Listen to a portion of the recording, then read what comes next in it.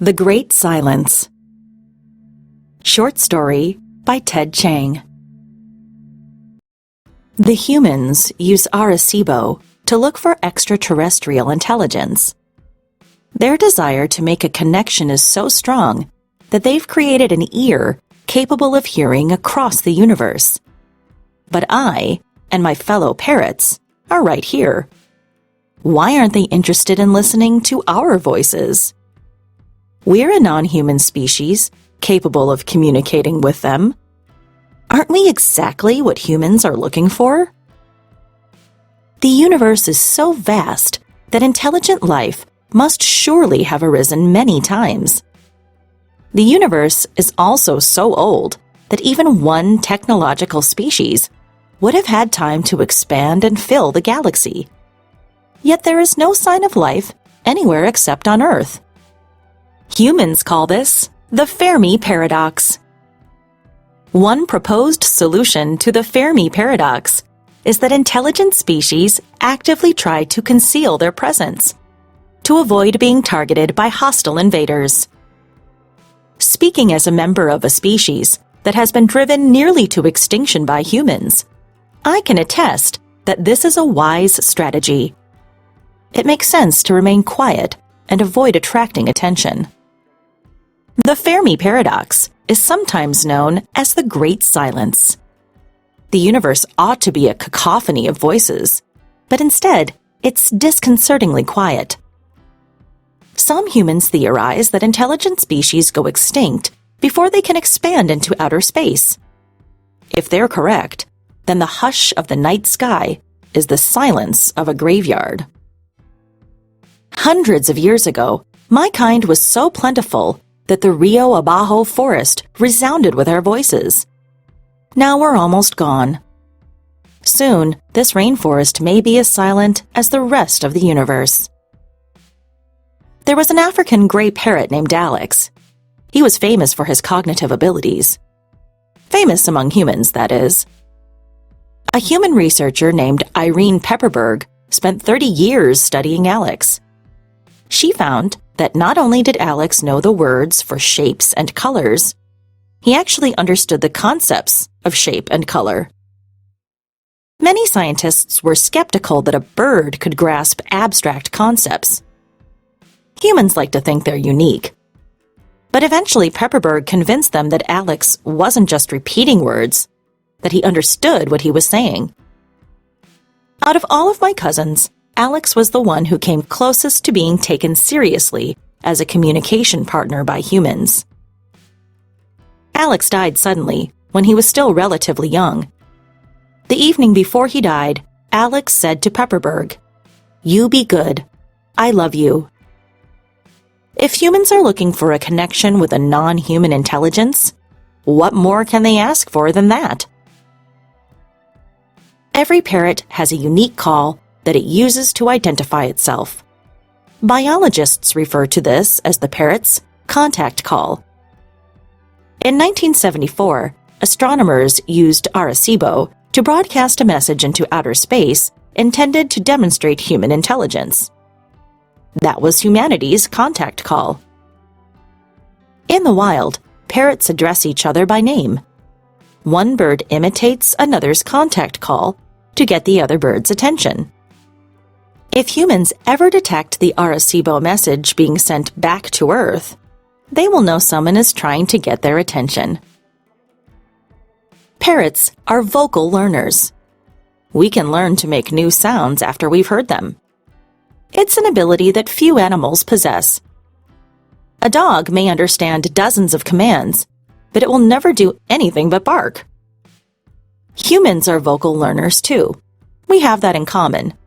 So humans and parrots share a special relationship with sound. We don't simply cry out. We pronounce.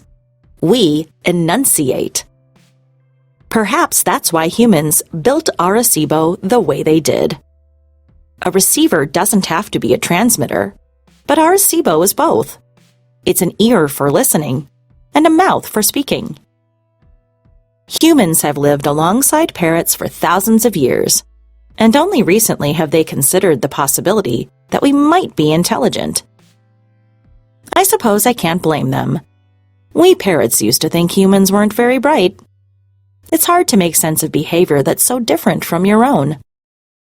But parrots are more similar to humans than any extraterrestrial species will be, and humans can observe us up close. They can look us in the eye. How do they expect to recognize an alien intelligence if all they can do is eavesdrop from 100 light years away? It's no coincidence that aspiration means both hope and the act of breathing. When we speak, we use the breath in our lungs to give our thoughts a physical form.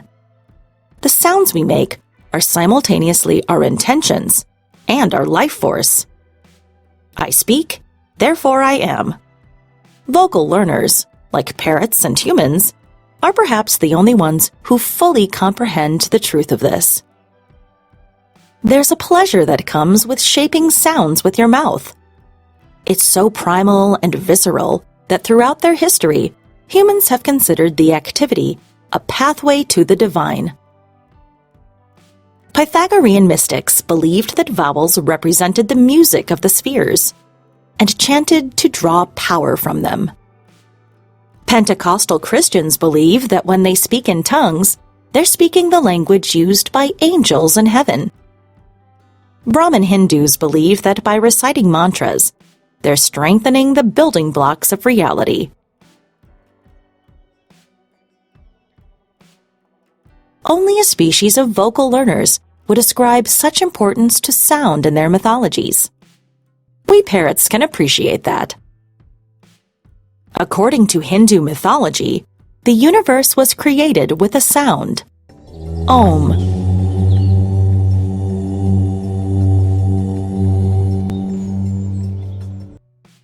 It's a syllable that contains within it everything that ever was and everything that will be. When the Arecibo telescope is pointed at the space between stars, it hears a faint hum. Astronomers call that the cosmic microwave background. It's the residual radiation of the Big Bang, the explosion that created the universe 14 billion years ago. But you can also think of it as a barely audible reverberation of that original Om. That syllable was so resonant that the night sky will keep vibrating for as long as the universe exists. When Arecibo is not listening to anything else, it hears the voice of creation. We Puerto Rican parrots have our own myths. They're simpler than human mythology, but I think humans would take pleasure from them. Alas, our myths are being lost as my species dies out. I doubt the humans will have deciphered our language before we're gone. So the extinction of my species doesn't just mean the loss of a group of birds.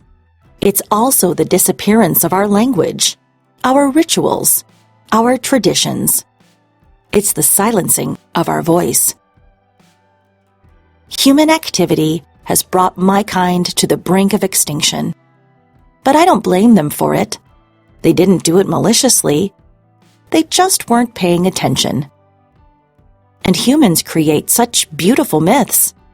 What imaginations they have. Perhaps that's why their aspirations are so immense. Look at Arecibo.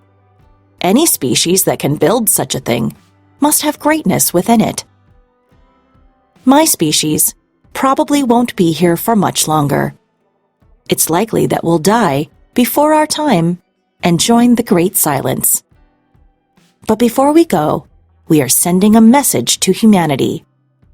We just hope the telescope at Arecibo will enable them to hear it. The message is this: You be good.